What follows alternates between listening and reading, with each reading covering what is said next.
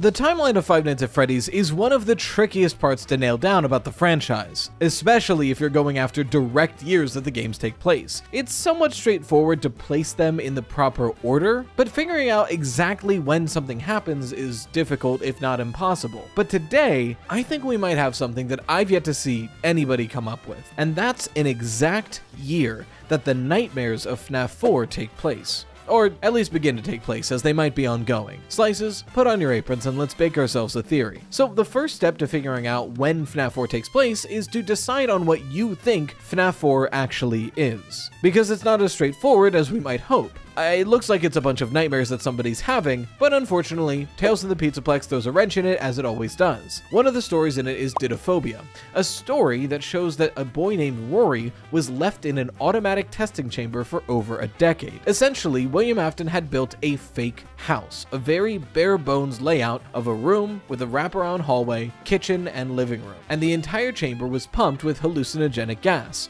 enough to make this look like a real house and the nightmares more vivid. Rory would wake up, go throughout his day, get ready for school, but then feel a little lost and confused. He would go to the fridge and eat breakfast, and then feel more lost and confused, give up, and go back to bed. That was his every day. When he would go to bed, he would have these recurring nightmares of animatronic characters trying to attack him. Once the gas is gone, we find out that these animatronics are actually mannequins on rails, set to come at Rory at all angles to induce these horrific nightmares. Well, that and the hallucinogenic gas. Not only do we see these experiments plainly in front of us, but Rory manages to get out of this chamber and find that it's connected to the sister location bunker, which on the surface is insane. But when you think about a lot of the oddities associated with FNAF 4 and sister location, it makes more sense. The camera angle we see in the sister location private office showing us the FNAF 4 shots. The fuse map showing us the layout of FNAF 4 and the plush trap minigame on the power system of sister location. Something is up here,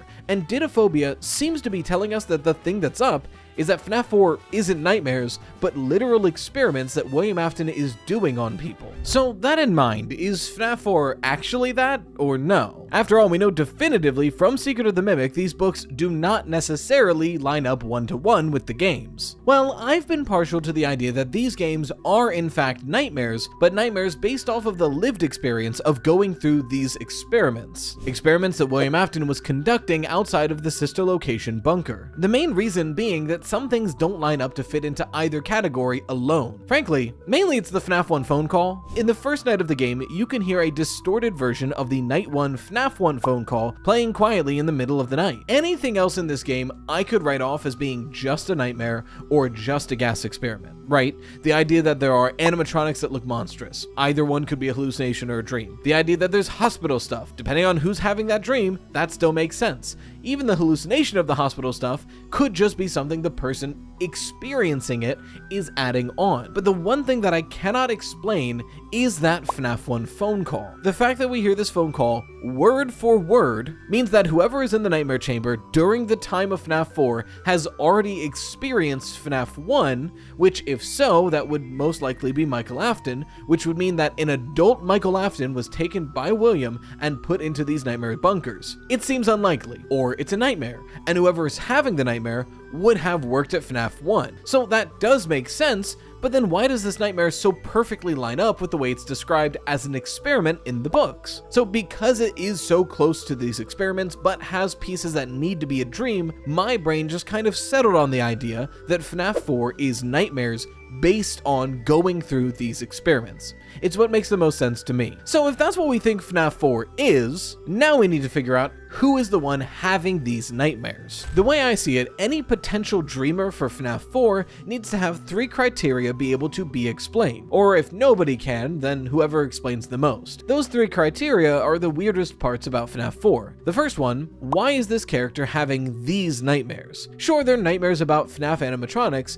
but they are very specific. And the more we can explain why this character would have these specific nightmares, the better. The second is, why is there hospital imagery in these nightmares? nightmares. As an Easter egg, if you look off the left side of the bed throughout FNAF 4, you'll see several different images from a hospital. An IV drip bag, some medicine, a bouquet of flowers. Whoever's dreaming this has this hospital trauma associated with them. And finally, and this is the kicker, why does the FNAF 1 phone call play during night 1? You need a good explanation for this. I refuse to believe William Afton just has that recorded and is playing it for the Nightmare Haver. That makes no sense. So with those 3 criteria in mind, who do I think is most likely? Straight away, I think it's Michael Afton. Look, I know the character encyclopedia says that the crying child is the one having the nightmares, and he does answer the nightmares question and the hospital question fairly straightforwardly. After all, he's the crying child, so him having nightmares about the animatronics makes perfect sense, and the hospital imagery is explained by the Bite of 83. If the crying child was put to the hospital after the Bite of 83,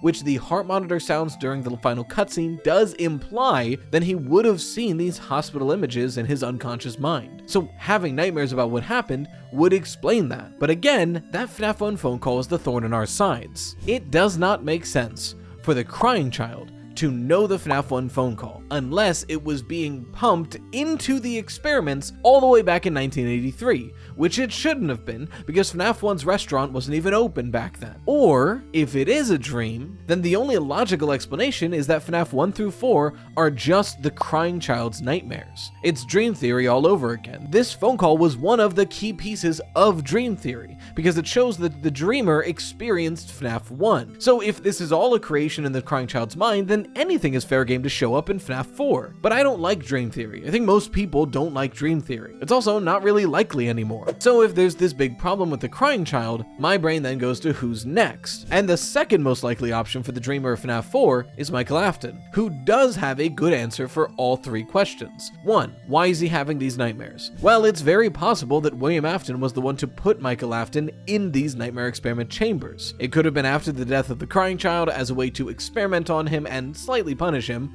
or it could even be the fact that the crying child is reaching out to Michael Afton and giving him these nightmares accidentally. After all, like Alone Together says, when a ghost reaches out to you, one of the first signs is that you'll have dreams that are not yours. This could be the crying child's nightmares being given to Michael Afton. Question number 2, why is there hospital imagery? Well, Michael is very likely haunted by the fact that he killed his younger brother. It seems to be this underlying theme that part of the reason Michael is fighting so strongly is to make up for what he's done to the crying child. And if he feels this severe guilt over what he's done and having nightmares related to the crying child, the things he saw in the crying child's hospital room would definitely be showing up as part of that guilty conscience. And finally, the third question, the thorn in our sides, why do they know the FNAF 1 phone call? Well, most people agree that the FNAF 1 night guard is Michael Afton under a fake name. So if these nightmares are happening anytime after FNAF 1, then suddenly that makes perfect sense. Part of his experiences with the animatronics in the modern day are leaking into these nightmares. Alright, so what? Why did I make this whole video?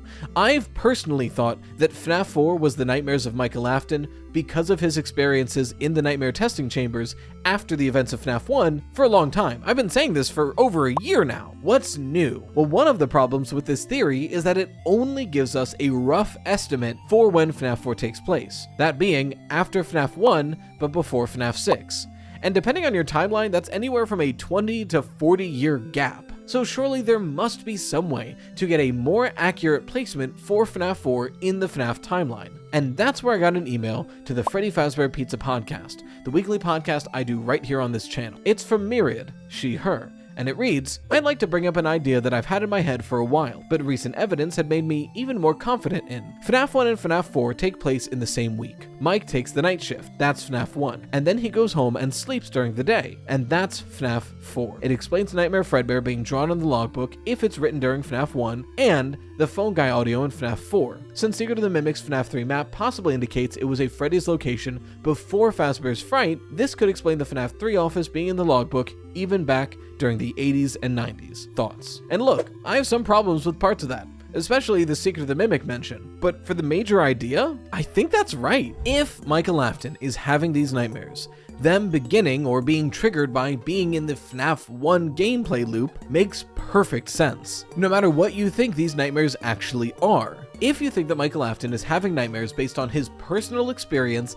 in the nightmare testing chambers, then the idea of going to FNAF 1, a location that's physically very similar to those chambers, being attacked by the same four animatronics, would definitely trigger those nightmares, especially if he's repressed those ideas or tried to keep it hidden, and suddenly being thrust into an environment that's so similar, yeah, they would crop up. But if you think these nightmares are being given to him by the crying child trying to reach out to Michael, that also makes sense too. FNAF 1 is the first location that makes the most sense for the crying child to reach out to Michael Afton, especially because we see in the security logbook that it's likely that Michael Afton was in some way trying to reach out to the crying child and to Cassidy. So encountering them both for the first time in FNAF 1 would make sense, and that would lead into the nightmares being given to Michael. But if these nightmares are happening at the same time of FNAF 1, more and more pieces start to line up perfectly. We've already discussed one of the biggest thorns in our sides, the FNAF 1 Night 1 phone call. And that, of course, lines up, because you hear that phone call in FNAF 1 Night 1, and then you hear it in FNAF 4 Night 1. But that's not all. Night 5 doesn't have a traditional phone call. Instead, it's garbled voices with occasional animatronic screams. And if we roll back to Night 4, that's the night where we get the phone call recording of the phone guy,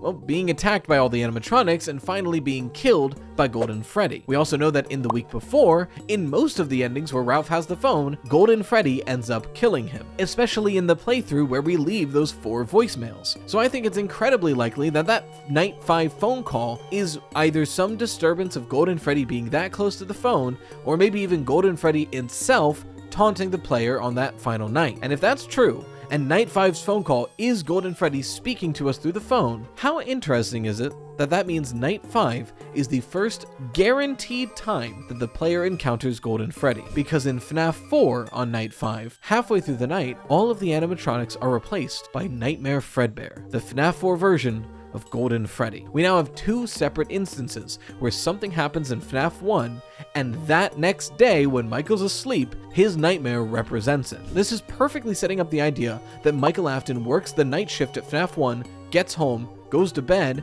and during the day has the nightmares of FNAF 4. Frankly, I even think the movie could be trying to push us in this direction, because what do we see in the FNAF movie but Mike Schmidt working at FNAF 1, going home, going to bed, and having a nightmare repeatedly? Granted, half the time he's having nightmares at the location, but that doesn't happen in FNAF 1, so we can't really use that part. Again, these are not one-to-one. So if this is all true, and I really think it is, not only would that better explain what's going on behind FNAF 4, but that would give us its year. A lot of people have different years they think FNAF 1 takes place, but that's the thing, we have years we think FNAF 1 takes place on. I'm partial to 1993, and if you similarly believe 1993, this theory then posits that FNAF 4 also takes place in 1993, or at least starts. So for one of the first times in this franchise, we might have an exact year that FNAF 4 takes place. So with all that in mind, in my personal timeline, I've got a year for every game up until Ultimate Custom Night, which is kind of huge. Well, except for Sister Location, which is weird as always. But as it stands, I think my working timeline for the year placements of the FNAF gameplay is FNAF 2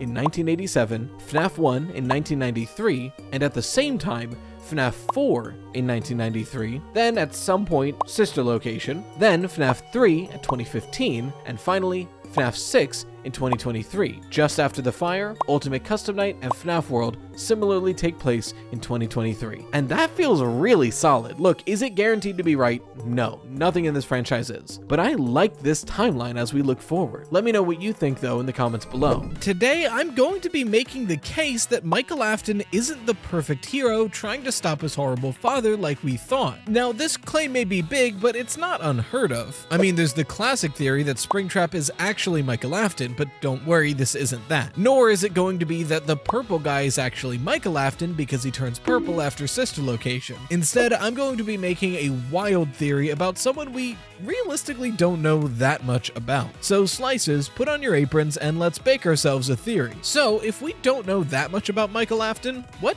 do we know for sure? We'll start with stuff that's as sure as it can be in this franchise. Starting with, thanks to FNAF 4, we know that as a teenager, he relentlessly bullied his younger brother, the Crying Child. So much so that eventually Michael pulls a prank on the Crying Child that ends up taking his life. And we can assume that since he's a human being and judging from the way he talks to the Crying Child after the accident, Michael feels immensely guilty for this for presumably the rest of his life. Notably though, he seems to, at least in these cutscenes, be the only older figure in the Crying Child's life. So this is speculation, but perhaps part of the bullying was born out of the resentment towards the Crying Child, essentially having to become a parent and not asked to be one. But that's getting in the weeds. In Sister Location, we learn a bit more. We learn that Michael loves to sit and watch TV while eating popcorn. We learn that in this game, he ends up getting his insides scooped out by Funtime animatronics and then worn like a horrible malformed skin mascot costume until eventually his body's discarded and Ennard flees. However, likely due to the remnant left on the inside of the scooper during each use, Michael seems to be able to possess himself and keep going. And finally, the biggest lore drop of this game is one of the final rewards for the custom night, where we get a monologue from Michael slowly panning over the FNAF 3 location until eventually showing in a live Springtrap. Some important quotes are, 1, obviously, "Father, it's me, Michael." It's the thing that lets us know that Michael Afton is the one talking and that he is the son of William Afton. Immediately after that are some incredibly important lines. "I did it.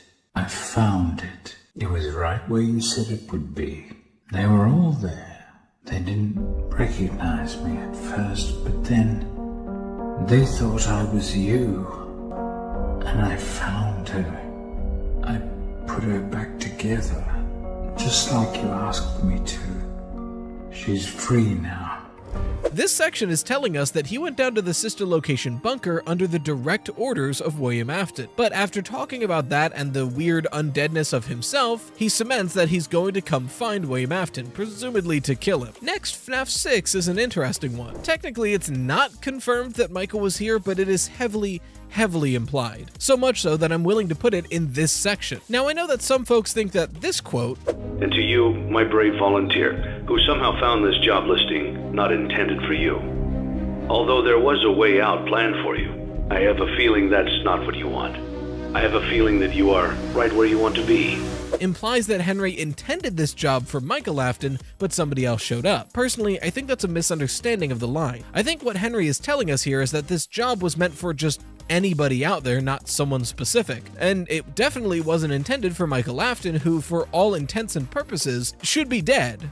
I think he's just shocked that Michael Afton is alive. So I think that, plus the fact that he has a feeling the volunteer wants to stay and die, implies that it's Michael Afton. That, plus some of the lines from Molten Freddy and Scraptrap. But if we are playing as Michael Afton, it says a lot about his character that by the time of FNAF 6, he's ready to die as long as William Afton and all the others are put to rest. Furthermore, now this is definitely speculation, but I don't want to bring up FNAF 6 later on for one point, but we should bring up Midnight Motorist here. Now, a lot of people agree that the man driving the car is William Afton, and I also agree. The speculation comes in on where Michael Afton fits into this. Some folks think that the Crying Child is the runaway and Michael Afton is on the couch. Others think that Michael Afton is the runaway and Mrs. Afton is on the couch. Honestly, there's great points either way, and doesn't really super change this theory on whichever way you go, but I think it was worth bringing up Midnight Motorist in this video. And finally, the place where we get admittedly the most characterization of Michael Afton, surprisingly, the Five Nights at Freddy's Security Logbook Activity Book. It seems that Michael Afton owns this journal and writes in it frequently. After all, his name is on the front cover, and there's several doodles spanning the entirety of the franchise by that same pen. And we learned that Michael Afton is a pretty fun guy and a pretty good artist. And at the point that he has this journal in the franchise, he is very openly antagonistic to the entire thing. He makes several drawings about being free, locking these guys up. He even writes a line that he is telling other people about how weird everything is going on, and everyone brushes him off and nobody believes him. So clearly, by the time of the journal, Michael Afton is fed up with Fazbear. And furthermore, and this is speculative, it seems as though Michael Afton is able to in some way communicate with spirits of the dead, at least with this journal. What I mean by that is this journal implies 3 different speakers. We have the red ink pen, which seems to be Michael Afton, we have faded text, which seems to be Cassidy, and we have changes within the book, which seem to be the crying child. And at certain points in this book, these voices seem to communicate with one another, notably on a page like this, where Cassidy writes, "Do you still have dreams?" and Michael draws a picture of Nightmare Fredbear. Granted, this doesn't necessarily confirm anything. It could just be that Michael absentmindedly drew Nightmare Fredbear and Cassidy used it to try to prompt the crying child to retrieve some of his memories. That's unclear. Furthermore, this book definitely takes place after FNAF 3. A lot of the chapters refer to the FNAF 3 office specifically. We know it's not an earlier Freddy's restaurant because it has the same exact box that we see in FNAF 3, which implies that this entire journal is in-universe merchandise, which does make sense. It lines up a lot with kind of the vibe Help Wanted was going for, making light of and making fun of previous tragedies to try to just sweep it all under the rug. Again, that makes sense because this definitely doesn't feel like an actual security logbook. But if this logbook does take place after FNAF 3, then Michael Afton has already been scooped, so maybe there is more merit to him being able to communicate with spirits. After all, he's basically a zombie. That's all we know for certain about Michael Afton, which leads to the question, what can we speculate about him? Well, the setting of the security logbook, the setting of the sister location speech, and the general themes of that game seem to imply that the guard at the FNAF 3 location is Michael Afton, and he's going there trying to find William Afton, and after he finds Springtrap, he's the one that burns down the restaurant. Like, I'm pretty sure like it's 99% confirmed. It's not confirmed, but it seems like such an obvious fact. But it is speculation. Also, the FNAF 4 nightmares seem to be taking place inside Michael's head. Mind you, the crying child also experienced these nightmares, but the books imply that William Afton was doing experiments that looked just like the FNAF 4 nightmares. So it's my current speculation that Michael Afton is the one having the nightmares we play based off of his experience going through those experiments. And that's mainly because of the FNAF 1 phone call and the similar gameplay of FNAF 1 in general. By proxy, it seems likely that Mike Schmidt from FNAF 1 is Michael Afton under a fake name. Sure, there's the FNAF 4 connection, but consider that Golden Freddy says, "It's me" when it shows up. "It's me" is a very personal sentence. You would only say it to someone who would recognize you just by your voice or some other instant recognizability. So if the crying child, for example, is the one to say this, then it would make sense that it's reaching out to his older brother, Michael Afton. And like I said, it seems incredibly likely that whoever's having the FNAF 4 nightmares experienced FNAF 1. So in both cases in this theory, that would be Michael Afton. And therefore we can speculate he also worked at FNAF 2 under the fake name Fritz Smith, because we know he's comfortable using fake names, and that's the exact same firing reason as FNAF 1, tampering with the animatronics and foul odor. So this is the Michael Afton information we've been working with. And there are several theories to explain Michael's involvement throughout this franchise. There's one where Michael is mostly unaware of what his father is doing up until Sister Location. We know that by Sister Location, the jig is up and Michael is now undead, hunting down William Afton. So in the FNAF 1 location, the FNAF 3 location, and the FNAF 6 location, he's an undead zombie looking for William Afton to try to kill him. And I will say, in this theory, to me it seems most likely that Fritz Smith isn't actually Michael Afton, because in my opinion, William Afton would have to be alive for FNAF 2 because of the dead child incident, but he would have to be dead before Sister Location because of Follow Me, and Sister Location would have to happen before Michael starts looking for William. It's not a guarantee for this theory, it's just what I think is most likely. Another explanation is that Michael is actively trying to expose his father. This could place FNAF 2 and FNAF 1 before Sister Location, and the foul odor and tampering with the animatronic firing reasons are because Michael is literally tampering with the animatronics to try to find bodies, and in doing so, the foul stench from the animatronics is rubbing off on him. Up until now, that was my preferred timeline of events, for several reasons. Right now, I don't know if it is anymore, and it's mainly because I've been thinking about the FNAF movie. Now hold your horses. I am well aware that the FNAF movie's continuity is nowhere close to the game continuity or the book continuity.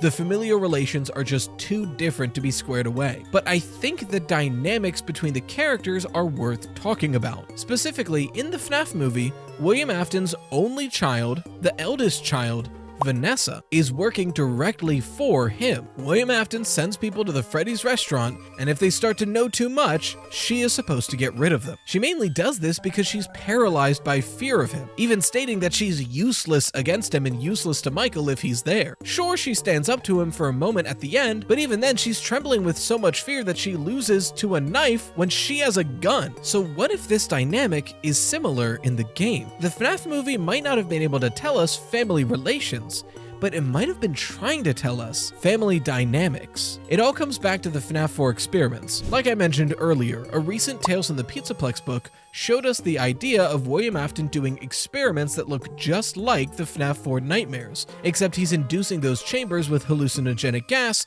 so whoever is inside there is going through a constant, semi-lucid cycle of nightmares at night, wandering around the house during the day, repeat. In fact, in the book, the kid is stuck there for like 10, 15 plus years because the thing is set to just automatically continue and William is long gone. If these experiments happened in the game, and I think the sister location personal office is a good piece of evidence for that to be the case, what if Michael was the test subject? A child he knew he could capture, a child no one would look up on because he's his kid, and in William's own sick mind, a child who deserved punishment for what happened to the crying child. Then, after leaving Michael in those experiments for however long, he would be the perfect yes man. William could be Michael's salvation. All he has to do is show up one day and say, "Hey, I figured out how to free you of these horrible nightmares. Now, could you do something for me? And if you do that thing for me, it might even bring your brother back, fixing your mistake." And then Michael does what William tells him to. So if that's the case,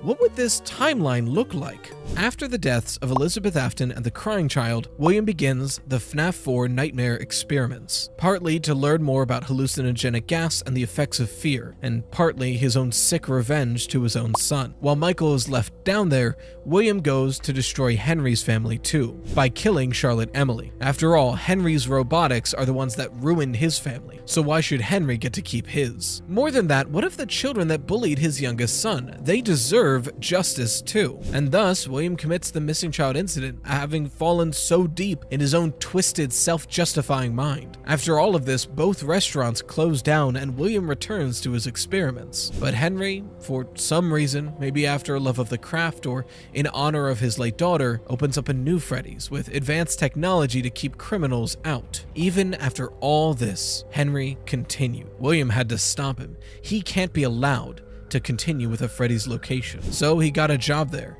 and after a few days put on the spring Bonnie suit and began killing again. But while he was in there, he saw an animatronic acting aggressively towards him, almost as if it was possessed. He was intrigued by this aspect, but this murder spree was too public, too risky. He wasn't even allowed back in the restaurant. He needed somebody on the inside to get more information. Luckily, he still had someone else in his corner. William lets Michael out of the FNAF 4 nightmare experiments, warps and molds his mind, telling him that he is the one that saved Michael from the nightmares, and now all he has to do is a small favor in return. Go to the FNAF 2 location, get a job, and try to find out if those animatronics are possessed. If so, maybe they can bring his brother back, fixing the mistake he made. So Michael goes and gets a job under the false name Fritz Smith, but unfortunately he's sloppy and not sure what he's doing. He ends up getting fired for tampering with the animatronics and getting that foul stench from them all over himself. No information is gleaned, and the restaurant is closed. Even later, another Freddy's opens up, and this time William wasn't taking any chances. As soon as he could, Michael got a job at this restaurant under the false name Mike Schmidt. This restaurant was opened with much less care and finesse, and the animatronics barely standing, but even more aggressive than they were before. After a week of trying, Michael proved too inept and the animatronics too aggressive. He couldn't get what William needed, parts from these robots. He's instead fired again for tampering with the animatronics. William decides enough is enough. He gives Michael specific instructions in case he doesn't return, and he goes to the Freddy's location after it closes himself. Night by night, William takes apart the FNAF 1 animatronics, getting pieces to bring back and melt down into what he dubs Remnant. And night by night, he injects the Funtime animatronics with this substance, watching them essentially come to life. But after he's gotten the main band,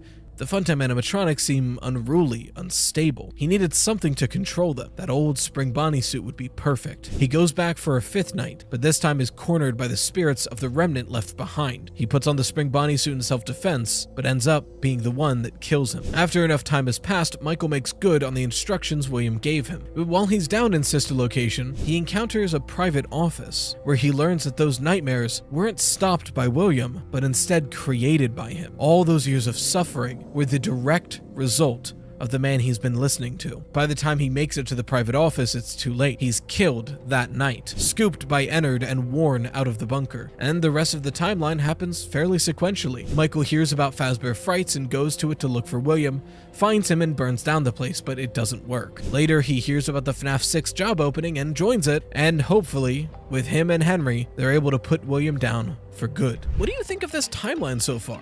It's wildly different from anything that I've suggested in the past, and I'm not sold on every angle of it, but I think the main core is really compelling. Casey, you were so close, we're in the outro. It makes Michael an incredibly complex character, being this tortured and manipulated servant turned rebellion. Like I said, there's a couple pieces I'm not sold on. No way did a book come out in 2023 that essentially tells us the exact methods used during FNAF 4, and I'm not kidding. But be warned, Tales from the Pizzaplex number 8, the book we're talking about today, doesn't come out until October, so spoilers for Dittoaphobia, one of the stories inside, ahead. But believe me, you are going to want to hear this, because it might even tell us what's going to happen in Help Wanted 2. Slices, put on your aprons, and let's bake ourselves a theory. FNAF 4 has always been sort of a tricky beast. Is it dreams? Is it real? It's hard to tell. When it first came out, all of us were pretty sure that it was meant to tie up all 4 games in a fairly nice bow, saying that all of the past games were nightmares by one unfortunate child. But then Sister Location came out and pretty much insisted that FNAF 4 was real experiments done to someone by William Afton. There is evidence for both sides of this argument, so let's start with the more common interpretation, or classic rather, that FNAF 4 is just a dream. The most evidence for this theory comes from the game itself, and its surrounding media. After all, we played the entire game in the bedroom of a child, presumably as a child according to our height, and we're facing off against animatronics that are literally labeled as nightmares. So that's pretty straightforward, but that's not even all. There are things in this game that really only make sense if they are real dreams. For example, rarely you can hear the FNAF 1 phone call played in reverse during the night. Why would this audio play if this was all sort of some weird experiment done on a child, rather than a piece from another one of this child's nightmares leaking into this one? Another piece of confounding evidence comes from the handy-dandy survival logbook. At one point, a page in this book asks, "Do you have dreams?" in which the person using the book, Michael, draws Nightmare Fredbear. All of this feels really definitive, but then there's more games after FNAF 4. The evidence against dream theory is equally strong, if not a bit stronger, but most of it comes after FNAF 4. This is honestly why a lot of people think that FNAF 4 was originally intended to be just a dream, but after some negative fan feedback, Scott changed course and went for a very literal sci-fi approach. Is that true? I don't know, probably. But let's look at the evidence for FNAF 4 all being real, actual experiments. In the very next game's Sister Location, we see a secret office in the bunker that's presumably under the FNAF 4 house, where we see a few monitors next to a Fredbear plush with a walkie-talkie. If you punch in 1983, the same year the crying child presumably got bit in FNAF 4, you get video feeds of the FNAF 4 hallway and bedroom. Not only that, but on the breaker map in this game, that office is directly connected to a map that perfectly resembles the FNAF 4 house, or at least the part of the FNAF 4 house necessary for the gameplay. The monitors and connections here all really point to the fact that some sort of experiment or observation was going on in the background of FNAF 4. Furthermore, that plush Fredbear. Throughout the minigames of FNAF 4, the crying child's Fredbear toy talks to him constantly. It comforts him and keeps him safe and reassures him that tomorrow's another day, and even though his life is rough, his best friend Fredbear is here for him. This walkie-talkie could be Sister Location telling us that William Afton, or whoever's doing these experiments, is actually the one talking to the crying child during the day, whereas in Dream Theory, that Fredbear is either an imaginary friend or a haunted toy. So that's about where the debate sat for quite some time. Both sides have valid points on whether or not FNAF 4 actually happened in the real world or if it was just nightmares. But the debate is nearly over now, thanks to the book coming out soon. So it's time for everybody's favorite part of these videos. Rai has to do a brief summary on the plot of a book, story because either it's not out yet, it came out very recently, or because it's a book 90% of the fanbase hasn't read it,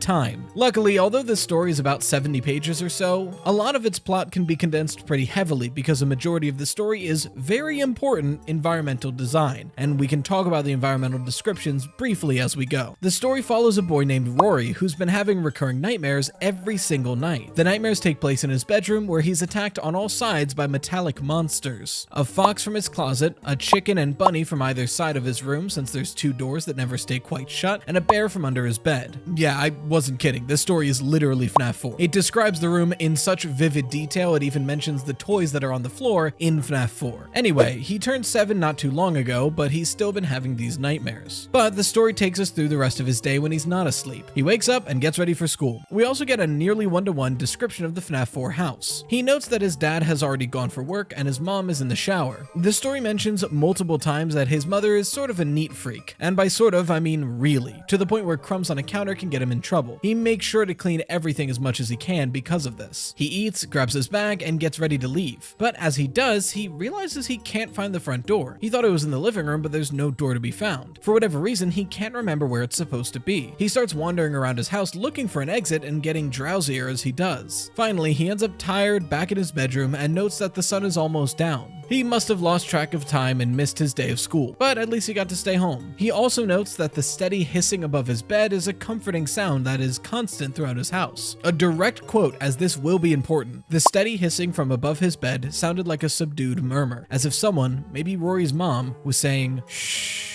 letting him know everything was okay. The story goes through 2 more cycles of this. Horrible nightmares, wandering throughout the day, repeat. But at the end of the 3rd day in the story, a sound like a struggling engine suddenly gets very loud and then stops just behind one of his walls. After it stops, everything is silent. The engine, the hissing above his bed, it's all quiet. He goes to bed that night and doesn't have any nightmares. But when he wakes up, everything is different. The pristinely clean house he had been living in is something more akin to a horror set. It's rusted and covered in dust and mold and disgusting, but he himself looked strange and different, much longer, taller, and hairier than he thought he was. In his mind, he had just turned 7 a few months ago, but he seems to have the physique of a 17-year-old and a deeper voice to match. He explores the area, noting that there are metal tracks lining the floor from where the monsters in his nightmares would come from. Following them, he does find the monsters, but they're slightly less scary, more marionette-like, and not active or alive. All 4 were accounted for. He keeps exploring and finds that every exterior door in this house is fake. The only real ones are the ones to his bedroom, and those never stay shut. Even the fridge is fake, only holding nutrient-dense wafers that keeps him alive. Whatever he thought was food was really this. But he realizes that the wafers had to come from somewhere, and he breaks through the fridge. He finds a completely dark area, but with a flashlight does find the engine that was disrupted, along with some gas canisters and some paperwork. He's able to figure out that someone was doing experiments on him as a 7-year-old, but the place had been abandoned for about 10 years. The experiments were to pump the room he was living in full of hallucinogenic gas to induce constant nightmares without the relief of daytime activity, to see what that would do to the human psyche. Unfortunately, the entire setup is automatic, so when it was abandoned, it just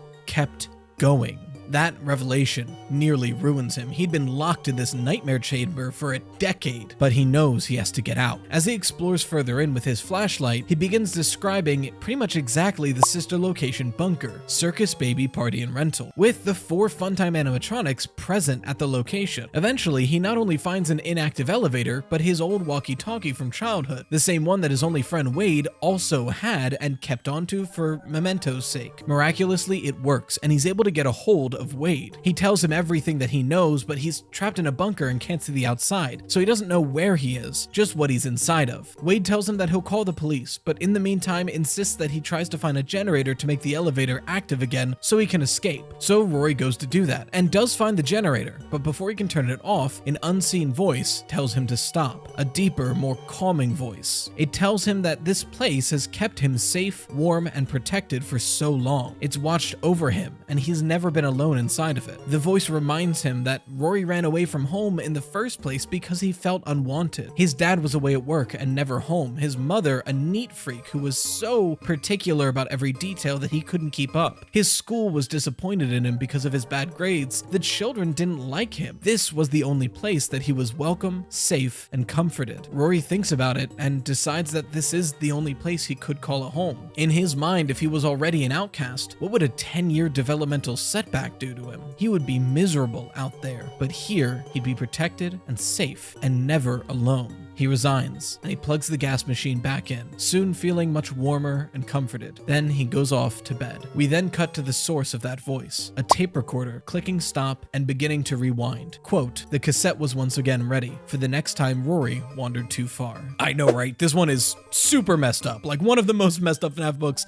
I've ever read. But let's talk about it. I've seen some people say that this book is literally FNAF 4 and also even gives us the answer to Midnight Motorist. But I don't think it's that one-to-one. What I do think is that this book is giving us the exact means and method that has been used in the games, and possibly confirms that FNAF 4 was a dream and an experiment. How? Well, bake with me here for a second. Some key takeaways here. Presumably William had created a locked automated system in which a child could be kept and hallucinogenic gas would be pumped in. This actually has game evidence to back it up. In Sister Location, there are gas canisters everywhere, especially in the custom night, so much so that an entire game mechanic of custom night is centered around those gas canisters. And there's also another detail in FNAF 4 that most of us paid no mind to but could further back this up. Many houses have vents in the walls. Sure, it's uncommon, most of them are on the floor or low, but a high wall vent isn't anything special typically, so most of us paid no mind to the one in the FNAF 4 bedroom. But in Dittoaphobia, we're explicitly told that the nightmare hallucinogenic gas is pumped into Rory's bedroom through a vent above his bed. This story also backs up the theory that William is the Fredbear plush. That pre-recorded cassette tape functions nearly exactly as the Fredbear plush does in the FNAF 4 minigames. It reassures a child that all is well and to go back to what they're supposed to be doing. Oh. Okay. Also, shout out William Afton for not only literally gassing this kid until he couldn't think straight, but then gaslighting him to make sure he didn't. What a girl boss. Wait, he literally gaslit the kid, gate kept him inside, and girl bossed him back to sleep. William Afton is the gaslight gatekeep girl boss of our dreams. Anyway, this could even explain one of the key issues with the William Afton as Fredbear plush theory. Folks point out that in this one scene, the crying child is within Fredbear's, leaves to go towards deeper in, but if you turn around, you see this purple entity helping somebody into a springlock suit. Now, we all pretty much can safely assume this is most likely William Afton. After all, someone helping someone into a springlock suit would pretty much need to be William or Henry, as they're the head honchos there. But William is the only one that's ever depicted as being fully purple. But if that's William Afton, how can he be back in his bunker talking to the crying child and watching over him? Well, this dialogue here could literally be a pre-recorded cassette tape like we see in Dittoaphobia. It could just be stuffed inside the Fredbear plush. Is that unlikely? Yes. Is this possibly just a light retcon? Yes, but it's worth pointing out. Either way, I don't think this counterexample is incredibly meaningful. Quick aside, we're reopening the self-made shirts that me and my wife do on Etsy for a short time. We took the feedback from the first batch, and this time we're doing a lot more to tweak it to what people were asking for. So thank you again for working with us in this process. It'll only be open for a short while, so we don't get overwhelmed. Hopefully y'all like it. So does this mean that FNAF 4 is literally us playing as some kid named Rory being tortured by William Afton? No, at least I don't think so. While it's possible that William was kidnapping and torturing random children to test out the effects of fear and agony, and that could still be true in the timeline, I still don't think that's exactly what FNAF 4 is telling us. And I want to start discussing that with Midnight Motorist. On the surface, I get the argument people are making connecting Dittoaphobia to Midnight Motorist. A lot of people are saying that Rory is actually the kid that runs away in Midnight Motorist. After all, Rory is the first confirmed runaway kid we've had in the series. But I don't think this is the case. The main argument is that Rory ran away from home after feeling unloved from everything in his life, including his family. His parents, while not outwardly abusive, were not good parents. His dad was never home, his mother was a clean freak who was very critical of him, scrutinizing so much that dust or crumbs left out would cause her to be mad at him. So he ran away. And yes, the Midnight Motorist kid runs away, but do any of those descriptions of the parents line up with what we see in Midnight Motorist? In that minigame, the father comes home. It's late, but he's home, and he's aggressive and abusive. And the only other person we see, presumably the mother, is resigned, slouching on the couch watching TV, passively telling the father to not abuse the kid. This doesn't line up.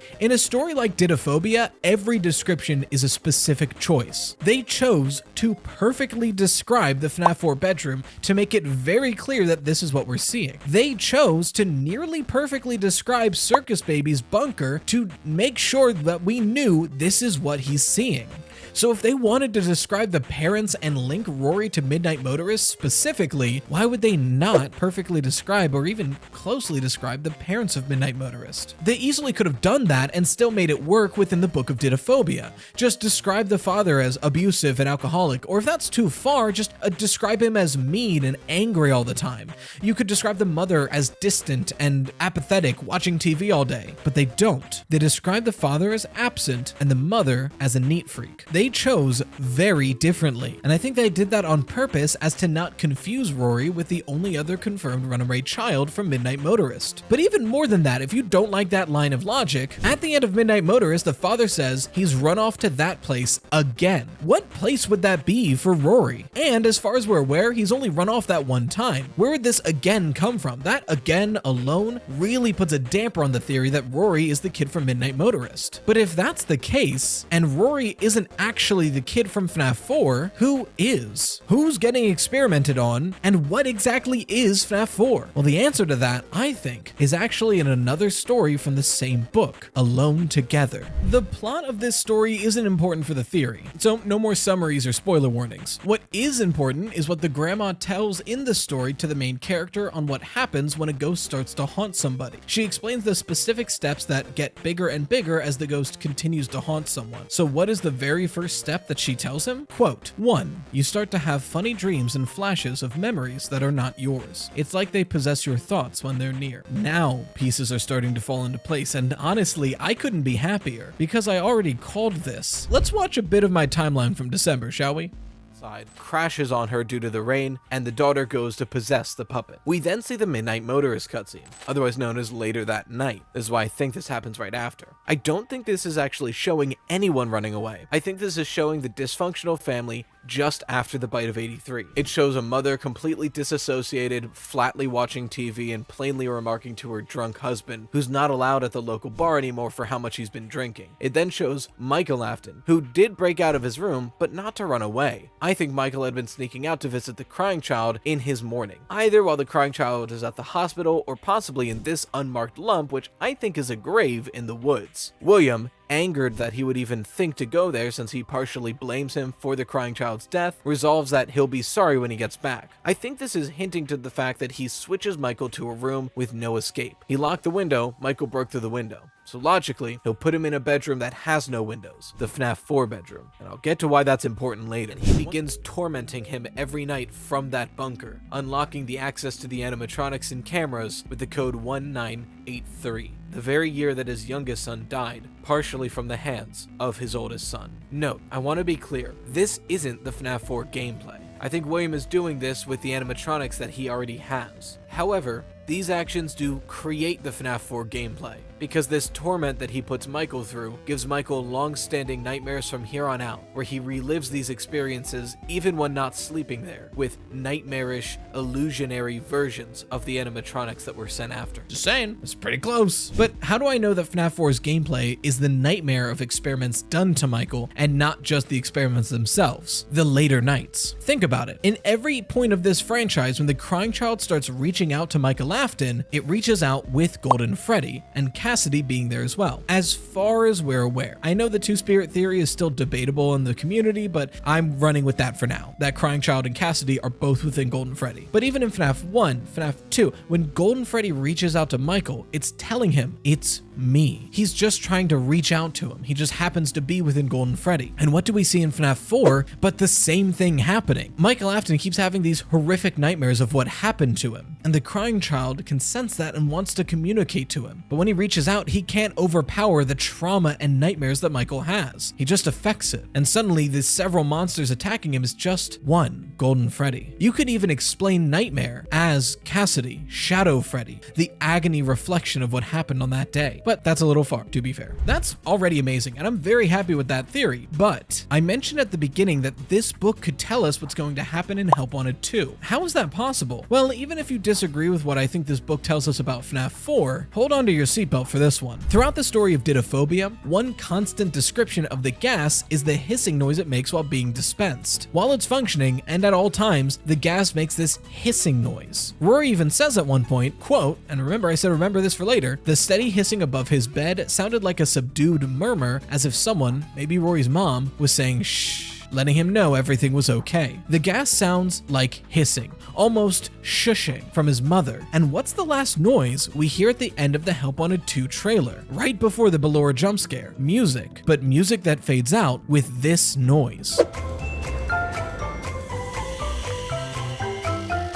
Did you hear it? That shushing? I don't think Help Wanted 2 is going to be an in-universe VR game like Help Wanted 1. I think someone is going to go down to the sister location bunker for some reason. But this time, the nightmare gas leaked from the experimentation chamber, and it's throughout the whole bunker. It'll be our job to turn it off and get what we came for before losing our sanity. What do you think? Honestly, I'm really proud of both of these theories, and I'm like 95% sure about the Help Wanted 2 part. But if you disagree, what do you think happens in FNAF 4 and Help Wanted 2 if this book is taken into account? Five Nights at Freddy's 4 is one of the most confusing games to discuss when talking about the lore of the franchise, especially because of all the evidence saying that this game is most likely a dream, or at least the events taking place within it. Typically, the game is placed at the beginning of the timeline. I know I did the same in my video, which you should totally watch, by the way. It's like by far my biggest video, because I posted it right when Security Breach was coming out, and it's pretty good. But I think I have a pretty compelling argument for putting it somewhere else on the timeline. Before we get lost in the sauce, hey there, I'm Rytoast. I stream on Twitch, and I also post videos here weekly, sometimes bi-weekly, on YouTube. No, wait. Not bi-weekly, that's once every other week. Twice a week. Whatever that word is. Normally I'd say to like and subscribe in like a weird way because it really helps growing channels like mine, but I've been told that it's actually better to do that in the middle of the video, so I'll try to remember to do that then, I guess. Now, before we get right into breaking the status quo, let's establish it. Why do most fans place FNAF 4 in the beginning of the timeline? Well, there is some compelling stuff here. First, the in-between night minigames 100% take place at the very beginning of the timeline. They depict an alive Evan Afton in the week leading up to the deadly bite of 1983, which kills him.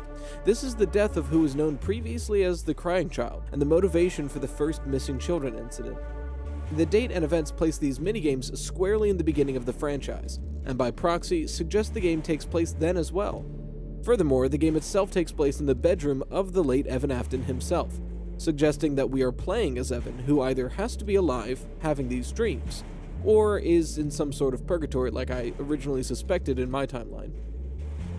If he is alive, that's even more evidence that we're talking about the beginning of the franchise, not to mention the allusions to a hospital as we go through. All of this evidence seems to suggest that these games take place before any other game, as we're trying to survive through the nightmares of Evan Afton, possibly during a coma after the bite of 1983.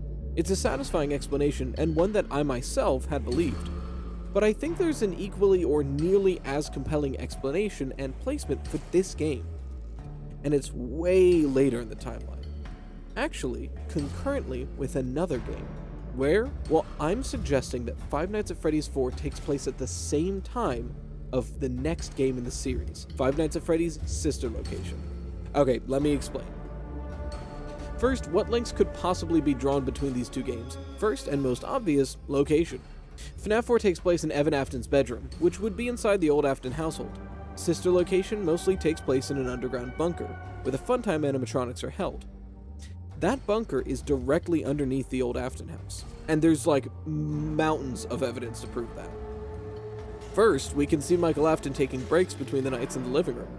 For further confirmation, during the Ennard fight or custom night, if you enter some numbers, you can show an Easter egg to display the security cameras Old Man Willie placed around the house to spy on his children. A doting father indeed. In doing so, it shows the rooms of the Afton house. Just to beat you over the head with evidence that this game takes place in the Afton household, look at this map. During the Fuse minigame, you see a map of the whole facility, but in the corner, there's this odd detached blueprint. That, believe it or not, is the layout of the Afton household. Okay, so beyond a shadow of a doubt, this game takes place at the Afton house, just like the other game. But I hear you, other than location, how could these games be linked? I mean, don't the minigames prove that this game takes place before any others? Not quite. You are right, the minigames are at the beginning of the timeline, but there's no rule that says the minigames happen at the same time of the game they're in. Actually, we have evidence of exactly the opposite. In FNAF 3, we see minigames of the original FNAF animatronics being ripped apart by William.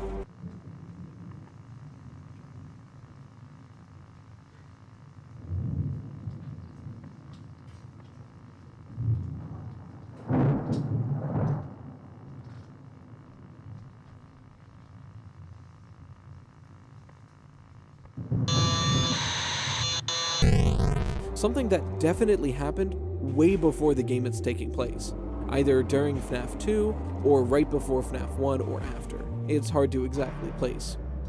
In FNAF 6 or Freddy Fazbear Pizzeria Simulator, we see two minigames that take place way before the game is, like we were talking about actually beginning of the timeline. First is William luring away one of the first 5 victims.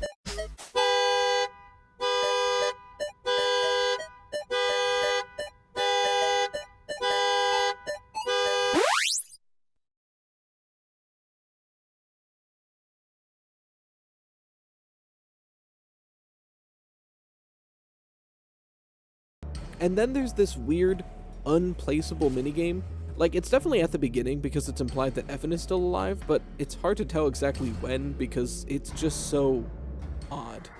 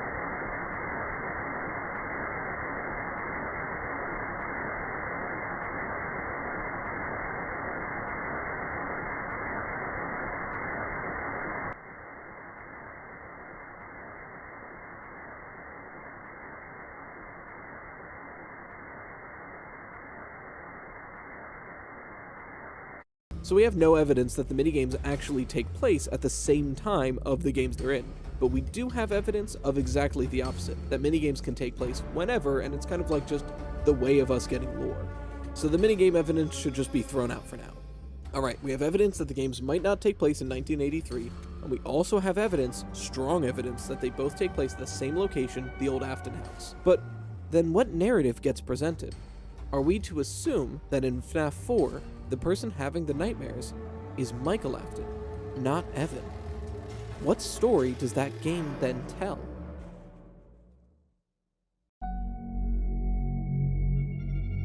Michael Afton, after chasing up the note left behind by his father, arrives at the old house. He hasn't been there for a long time, but he had to see if his sister was really down there somewhere. He goes down and finds the Funtime animatronics. And on the first night, hears a voice just like his sister's. I don't recognize you. You are new. I remember this scenario, however. It's a strange thing to want to do, to come here. I'm curious what events would lead a person to want to spend their nights in a place like this, willingly. Maybe curiosity, maybe ignorance. Once he comes up after his shift, he's having a full mental breakdown. The animatronics, his sister, his old house, he starts having nightmares of those times. The times where he lost his sister and accidentally caused the death of his brother. Nightmares of the robots that took away his family. nightmares filled with imagery to remind him of the hospital he got his own kid brother put in. And after a few more shifts of this torture, he learns what the fun times are truly capable of: their snatching ability, the cavity in their chest that can open up and swallow a child whole. Exactly what happened to his sister. Now that he finally knows the truth, a new nightmare appears. Still wrapped in the guilt over Evan, a new antagonist. A vision of the bear that killed his brother with the mouth that killed his sister. Michael's worst fears realized.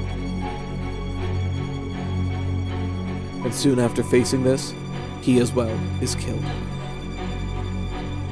No wonder why his spirit wouldn't quit once his body was vacated. Whether it be the remnant on his body, the agony in his soul, or his own unfinished business, Michael had been through hell and was now determined to find his father and end this. Sorry to be so melodramatic, but I wanted to have a spin at it. I am a voice actor on the side. But that's the theory. What do you think? I think I'm going to do an updated timeline for hitting 5,000 subscribers. If we do, fingers crossed. And I think when I do, this is what I'm going to run with. I feel really confident about this, but let me know in the comments. Did I get something wrong? Do you explain it some other way? I'd love to hear your thoughts. Five Nights at Freddy's 4 might just be one of the most retconned games in the entire FNAF franchise. And I'm not just talking about scope, I'm talking about frequency. We've got a lot to talk about, so let's jump right into it. Slices, put on your aprons, and let's bake ourselves a theory. Now, what do I mean when I say the most retconned game in the series? Well, and I'll go more into detail on what I'm about to talk about later in the video, but I think that FNAF 4 was originally released with Lore A, we'll say. And then the next game came out and it was changed to Lore B. And then a book came out and it was changed to Lore C. A game came out, changed to Lore D, and I don't even know where we're at anymore. I know it's a big claim to make that one game's lore changed like 4 or 5 times, but I have my reasons and evidence for it. So first, let's gather our ingredients. So if I think the lore was changed at least 4 times, what do I think the lore started as? What did the original game set out to tell us? Well, we'll have to look at evidence we only get from that game and the games prior to see what it was trying to say. At the time, one of the more controversial theories that arose was dream theory. Essentially, it boiled down to the crying child having repeated nightmares of several different Fazbear animatronics during his coma that he entered due to the bite he received. This would have included every game prior, FNAF 1, 2, and 3. It explained a lot of things. It explained why FNAF 1, 2, and 3 were so interconnected, and why the FNAF 4 minigames seemed to reference each of those games. But even more than that from the gameplay itself, it explained why we see objects from a hospital in the background of the gameplay. It explained why we hear a FNAF 1 phone call during gameplay, and it even explained why Bonnie, Chica, Foxy, and Freddy all move in similar or even identical ways to their FNAF 1 counterparts. But I said it was controversial. And controversial it was, but not because it was unlikely, it was because it was unsatisfying. No one really wanted it to be Dream Theory because that's kind of a lame way to end everything, especially in a franchise so devoted to keeping up a mystery. Any story can end with "it was all a dream" or "the main character was in a coma." It's easy and it can be used to explain any inconsistency, but it's not satisfying. And Scott picked up on this, at least I think he did, because in a live stream by Game Theory with a bunch of FNAF creators, which, wait a minute, today one of those things is going to happen. Today at 5 p.m. EST, there's going to be a live stream with Game Theory and a bunch of FNAF creators, myself included, which is insane to think about, talking about Game Theory's recent timeline. So please be there. It is going to be the biggest thing I've ever done, which is terrifying to think about, but I'm really good at bottling up my emotions and pretending it doesn't get to me. So if you want to see me pretending like I'm not starstruck and overwhelmed at the same time, I'll see you there. Anyway, Scott was in the chat of that old live stream, and he kept dropping hints, all of which leaned towards Dream Theory. Things like what FNAF brought up in his recent video. Why is Toy Chica missing her beak? Things seen in shadows are often misinterpreted in the mind of a child. All of this can help explain Dream Theory. But Scott was also in touch with the community, and the community hated Dream Theory, which makes the next game make a lot more sense in retrospect, Sister Location, because in my opinion, the very next game in the series, Sister Location, completely retconned FNAF 4. It feels fairly well established that FNAF 4 and most of the games before it feel cohesive as a Dream Theory, but then Sister Location came along and changed the narrative. Now everything in those minigames needed an answer. The little Fredbears that accompany the crying child, that was his father William talking through a walkie-talkie. The gameplay nightmares we see in FNAF 4, at least some version of that actually happened, as seen by the camera feeds and power maps of that location. This would have been fine as a retcon except for two major issues. Why do we hear the FNAF 1 phone call during the FNAF 4 gameplay? If these were real things that actually happened, why would a future phone call be played through the hallway to scare the kid, I guess? It shouldn't have even happened by then, let alone have the crying child work at the FNAF 4 let alone the crying child get old enough to work at the FNAF 1 location. And two, why would William Afton torment his youngest child like this? His oldest son already picks on him relentlessly. And then it hit us. If FNAF 4 is real, what if we aren't playing as the crying child? If the nightmares were actual experiments by William, with access to those experiments being locked behind the year his son dies, what if those experiments were done to his oldest son, the one who caused that death? Sort of a two birds with one stone kind of deal. He gets to do these experiments for whatever reason he does them, but he also gets some sick revenge on his oldest son for taking his youngest son from him. So within the span of one game, we went from nightmares of the youngest son to the actual torture of the oldest son. Already that's a major retcon, but then it was tweaked once again when the security logbook came out. And on the page where Cassidy asks, "Do you still dream?" Mike draws a nightmare Fredbear. So the question is, was it a dream or not? Because 4 seems to argue that it was a dream, but Sister Location argues that it was real. And then the security logbook comes out and argues again that it was a dream. So for my own sanity, I theorize that at that time, it was intended to be both. After all, if these were real experiments by William Afton, why would the FNAF 1 phone call play in reverse? And why would it perfectly mirror the movement of animatronics within FNAF 1? The only explanation that I could settle on with that information was that Michael was tortured in one way or another by William Afton, similar to how we see it depicted within FNAF 4, but those experiences remained with him in the form of nightmares. So the FNAF 4 gameplay we see are the nightmares that Michael has after his experiences within the FNAF storyline. Fine, it's awkward, but it works. You know, it covers all the bases. So long as the series doesn't try to retcon again, we should be okay.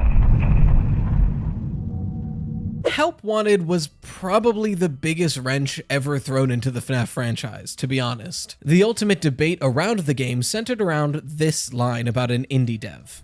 The majority of them were total fabrications from the mind of a complete lunatic. Lawsuits pending. Oh boy. So does that mean every game we've ever played is complete fiction and this is just a total reboot of the series? Well, I've debated this topic before and I stand by with my previous conclusion. Although I think this does mean that FNAF 1 through 3 are in-universe actual playable games, and at least part of FNAF 4 is as well. But I do not think that the events that take place in those games are fake or untrue. After all, the game directly says that the things the indie dev made games about happened, and those games were made to make light and cover up what happened. All I think this is establishing is that games before Help Wanted have a somewhat unreliable narrative to them. It essentially gives them a pass to retcon things they deem necessary to continue the story. Now that being said, we only really have hard evidence for Five Nights at Freddy's 1, 2, and 3 to exist in universe. After all, in Help Wanted, their names are repeated verbatim and their gameplay is replicated nearly perfectly. Not only that, but the story Help Wanted from the books seems to double down on this idea. However, FNAF 4, as always, is more complicated, because we do have some FNAF 4 gameplay in Help Wanted and some of the characters, but the name and exact likeness are never replicated. Furthermore, in the story, he never finishes Five Nights at Freddy's 4, so the game was likely never fully released to the public. That being said, a lot of the nightmare animatronics have been adopted into the Fazbear Entertainment canon. So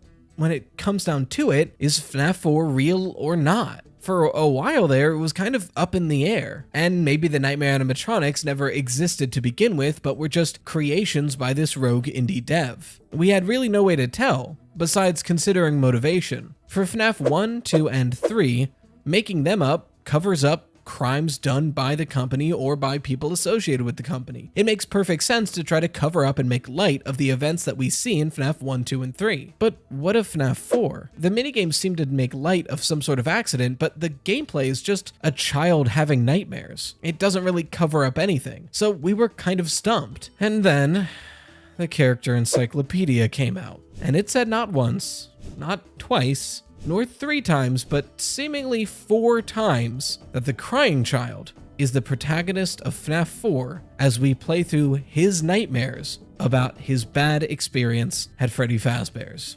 Oh boy.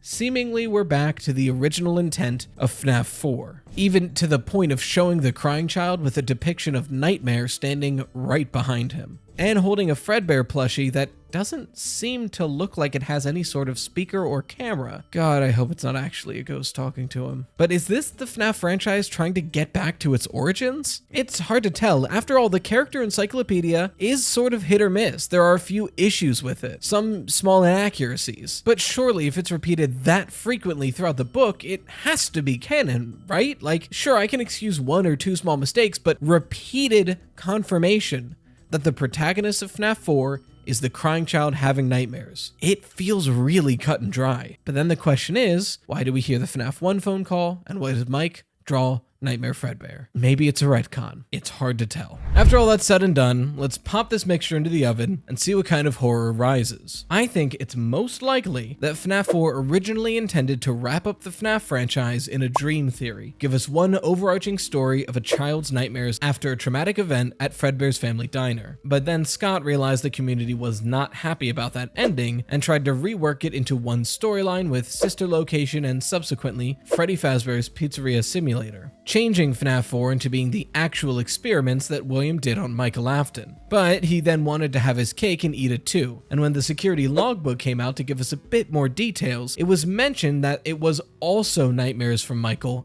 and experiments by William. It's both. Then Help Wanted came out and said, hey, what if it was all fake? We were all confused for a while, and then the character encyclopedia came out and said, let's just go back to the beginning. It's just nightmares from the crying child. And that's where we're at now. Maybe we'll hear more about it in Security Breach Ruin, or maybe the movie will touch on it. But for now, that's all we can really say about FNAF 4. We don't know much else. Now, if you want to know what I meant about the questionable canonicity of games within FNAF Help Wanted, you better off go watching that video where I go more into detail about it. And before we go into the shout out phase, I actually have a surprise for everybody. It finally came. I have said my piece on a live stream, in a very long community and Twitter post.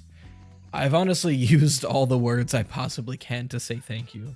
Oh hey, my letter is still signed by Susan. I wonder how much longer that'll be the case. But it feels real now.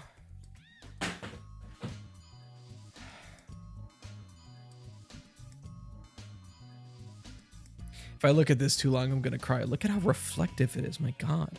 You can see OBS from here. I guess one more time, I'll just deeply and truly say thank you from the bottom of my heart. Being a content creator has been a dream of mine since elementary school.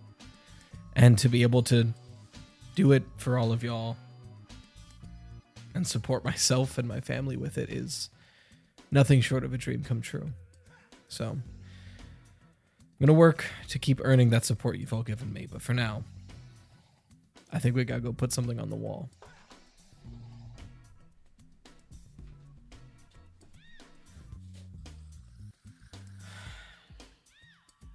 Now, I hear you. Why is it not symmetrical? Why didn't you just scoot it? Well, to bother you. If you want to make this symmetrical, you better give me the next plaque. Okay.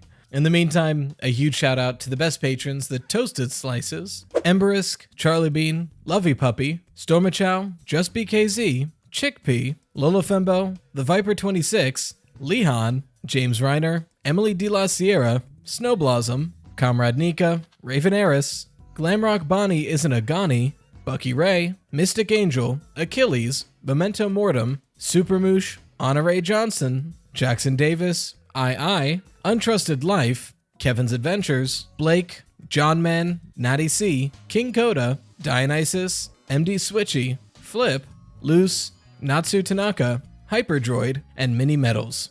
And until next time, as always, stay toasty, slices.